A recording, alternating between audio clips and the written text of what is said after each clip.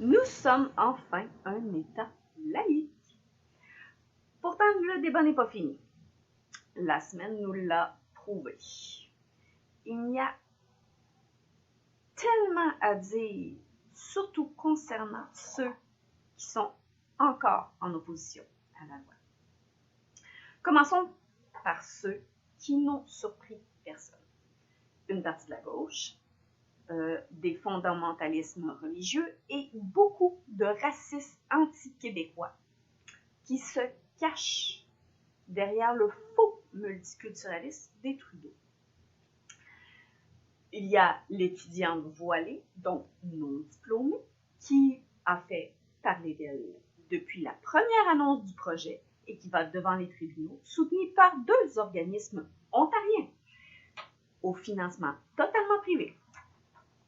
Une clairement religieuse, soit le Conseil national des musulmans canadiens, anciennement CARE-CAN, qui a changé de nom à cause de liens douteux qu'entretenait avec le Hamas sa maison mère basée aux USA.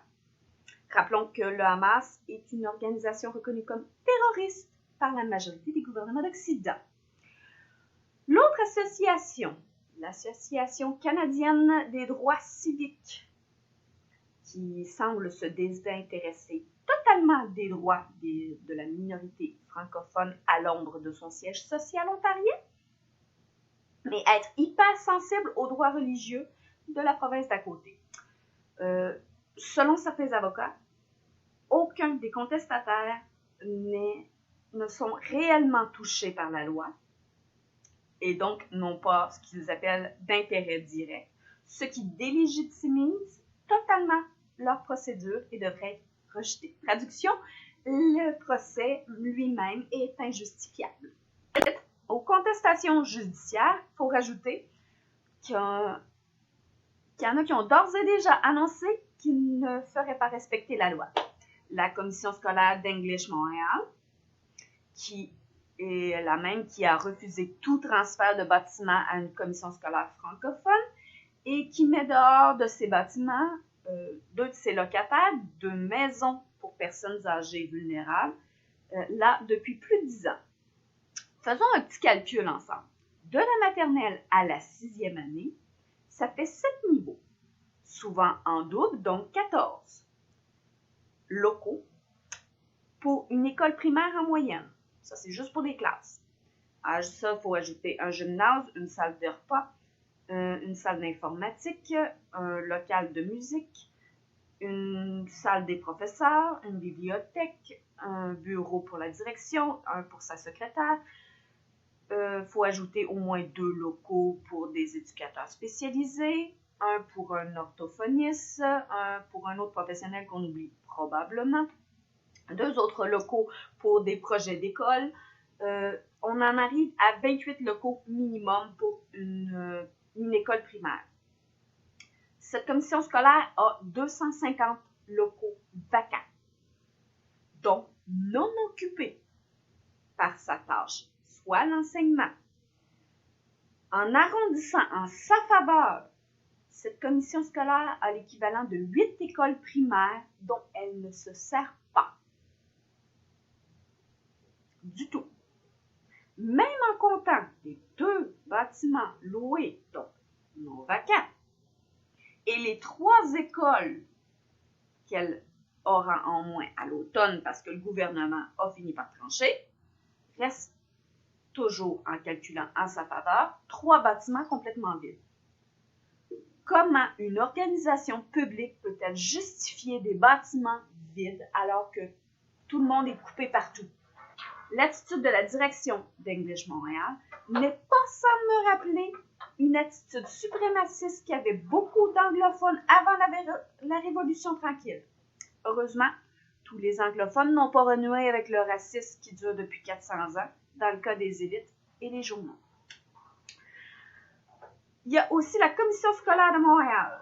Oui, la plus grosse commission scolaire francophone du Québec, qui a annoncé qu'elle refusait d'appliquer la loi avant 18 mois, sous prétexte qu'elle est incapable d'en connaître les répercussions. J'ai envie de dire, à qui la faute? Rappelons que cette commission scolaire a refusé, au début du projet de loi et pendant toute le débat, toute consultation du personnel enseignant, piquant une crise dans les médias pour un sondage anonyme et facultatif demandé par le ministère de l'Éducation. Au Canada, pays dont nous faisons toujours partie, la loi s'applique également à tous. Et ça, c'est dans les deux chambres. Le tout appuyé par une gauche, prête à aller devant les tribunaux pour que les fondamentalismes religieux puissent se promener comme des pancartes ambulantes et menaçant par leur propagande les homosexuels et les droits des femmes, mais sont aussi prêts à abolir tous les droits pour que les symboles qu'eux, sans poser de questions à personne, associés à une droite, soient éradiqués de la surface de la Terre. Pourtant, ce sont des symboles avec la même implication que ceux des religieux défendus par la gauche. Souvent, les symboles identifiés comme droits ont une autre signification. Et leur véritable signification est millénaire et spirituelle. C'est la prospérité, la fraternité et la solidarité. Mais voilà, les symboles non abrahamiques n'ont pas le droit au pardon de leurs usurpations. Ça, c'est de la discrimination pour les vraies minorités, celles de moins de 1% dans les statistiques de la population. Parmi les réactions les plus intéressantes et les moins divulguées, l'emploi du mot « koufr » sur le collectif contre l'islamophobie de Charkaoui. Pour ceux qui ne savent pas, cela veut dire mécréant, incroyant, athée et dans la bouche d'un musulman. C'est une insulte, une accusation, une dégradation de l'humanité d'autrui. Un mot dénoncé par les musulmans modérés. Il y a aussi celle des artistes de gauche qui pleurent ou traitent les Québécois d'incultes ou racistes, tellement à court d'arguments qu'ils en sont aux insultes. Ça faisait un moment. Les anti-laïcs parlent souvent de droits bafoués par cette loi. Mais il n'y a pas de droit au prosélytisme. Il n'y a pas de droit à être une pancarte sur place. Les fondamentalistes religieux se sont octroyés un privilège tout seuls. Et de la même façon que les premiers esclavagistes du territoire québécois. Personne ne leur a donné la permission. Ils n'ont pas plus demandé. Ils ont décidé que c'était leur droit. Et tout comme à l'époque des esclaves, ça finit par poser problème. Et tout comme à l'époque, ceux qui se sont octroyés un privilège ne veulent surtout pas en être privés, ce qui les remettrait au même niveau que le commun des mortels. Supprimer une inégalité, ce n'est pas brimer un droit. Comme l'a fait remarquer un représentant du Conseil des évêques du Québec, la plupart des symboles des autres religions sont inconnus de la majorité des gens. Et la très bonne raison de cela, c'est que plusieurs courants abrahamiques ont la très fâcheuse habitude de les interdire, de les masquer, de les dénaturer. Quant au fond, c'est de la discrimination. Mais quand eux le font au sein de leur religion, c'est correct. Mais quand l'État traite tout le monde pareil, c'est de la discrimination. Parlons d'un autre argument, la Constitution. La loi ne la respecterait pas, surtout à cause de la loi dérogatoire. Alors, petit cours d'histoire, petit rappel. Il semble que ces gens ne le savent pas, mais le Québec n'a toujours pas signé la Constitution. Cette clause à l'époque de l'adoption, les représentants du Québec n'en voulaient pas. Ils préféraient le référendum. La trahison qu'a subie le Québec cette année-là avait pour condition, entre autres, cette clause permettant d'éviter une crainte de l'époque, le gouvernement des juges. Vu tout ce qui se passe ces dernières années, il semblerait que les traites n'avaient pas tort. Surtout quand l'on constate que le fédéral est incapable de respecter les lois démocratiques d'un référendum, ni celle de l'adoption d'une constitution, puisque celle de 1992 a toutes les allures d'un coup d'État. Un constat qui fait plutôt mal. La Constitution canadienne a déjà été pointée du doigt par la Commission des droits de la personne de l'Ontario à cause de son préambule. Le préambule affirme la primauté de Dieu. Cela constitue une atteinte à la liberté de conscience des athées, des polythéistes, des animistes et j'en passe. C'est du moins ce qu'affirme la Commission ontarienne des droits. Étrange que les défenseurs des minorités autoproclamées ne se piquent pas une crise du bacon pour des minorités statistiquement bien moins présentes que celles qu'ils prétendent défendre présentement. Dernier point. Appliquer la loi. Ce n'est ni difficile ni compliqué. Non, tu n'as pas à soulever la chemise d'un prof pour voir ce qu'il porte. Tout comme tu n'as pas à fouiller ses poches pour savoir s'il cache quelque chose d'illicite. Et s'il est vrai qu'un employeur n'a pas le droit de poser de questions sur la religion, il n'y a en réalité pas besoin de le faire. Si tu ne vois pas, tu n'as pas à juger s'il y en a un. Toute personne est innocente jusqu'à preuve du contraire. Et si tu en vois un, tu n'as pas à vérifier que ce que la personne porte en pense, justement grâce à la définition utilisée dans la loi et celle qui est celle de l'ONU.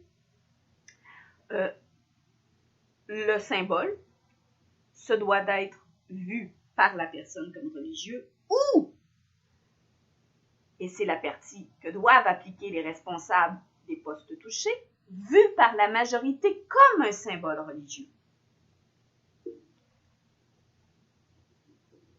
Si tu ne sais pas ce que c'est, tu t'informes.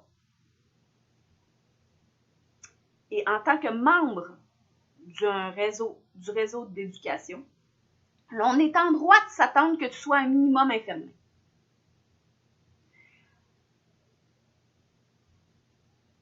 Tu en exposes quand même les enfants. Si tu as besoin d'un point de départ pour savoir par où commencer pour t'informer, emprunte le test de Québec solidaire, ce sera un début. La porte-parole de la Commission scolaire de Montréal s'est plainte aussi qu'un espace de dénonciation se soit ouvert sur Internet pour que des citoyens dénoncent la non-application de la loi, si leur commission scolaire ne le fait pas. Encore là, à qui la faute? Ces citoyens veulent faire appliquer une loi qu'eux annoncent d'ores et déjà qu'ils vont enfreindre. Ils s'entendaient à quoi? Que la majorité qui veut la laïcité les regarde la bafouer sans rien faire? L'égalité des personnes est toujours en danger. C'est quand l'on baisse la garde que les suprémacistes tentent de la faire reculer. Ici, aujourd'hui, ce sont des fondamentalistes religieux et ils ravivent les suprémacistes d'hier, qui, en ce qui concerne le Québec, sont surtout anglophones. Allez lire l'histoire. La gauche n'est pas plus garante de l'égalité que les chartes à elles toutes seules. Notre vigilance l'est. Il y a un détail qui doit être pris en compte. Lorsque la démocratie est malade, le fascisme entre plus souvent par les promesses de la gauche. Et c'est d'autant plus inquiétant que les hauts lieux du savoir sont présentement de moins en moins capables de débattre de certains sujets, tout en s'éloignant de la réalité de monsieur et madame tout le monde. Oui, c'est inquiétant. Mais j'ai bon espoir. Passez une bonne journée.